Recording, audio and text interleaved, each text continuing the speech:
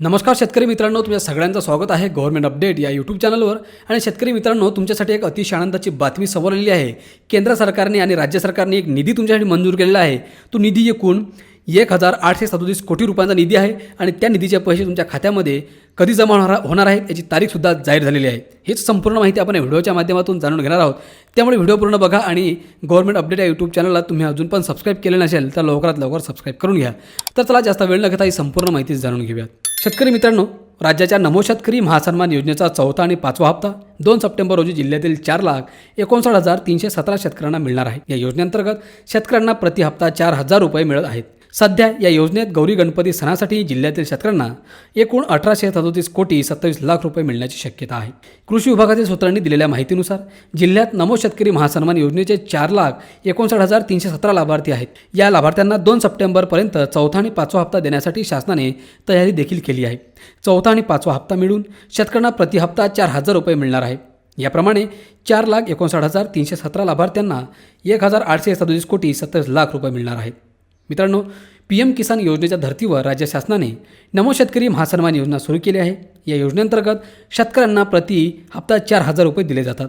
सध्या जिल्ह्यात 4,59,317 लाभार्थी आहेत। या लाभार्थ्यांना 2 सप्टेंबरपर्यंत चौथा आणि पाचवा हप्ता देण्याची शासनाने ठरवलेले आहे। शेतकरी मित्रांनो, 2 सप्टेंबर रोजी शेतकऱ्यांच्या खात्यामध्ये गौरी गणपती सणाच्या उत्साहाला शासनाकडून दिली जाणारी एक मोठी बक्षीस म्हणजेच नमो शेतकरी महासन्मान योजनेतील चौथ्या व पाचव्या हप्त्याचे पैसे आहेत।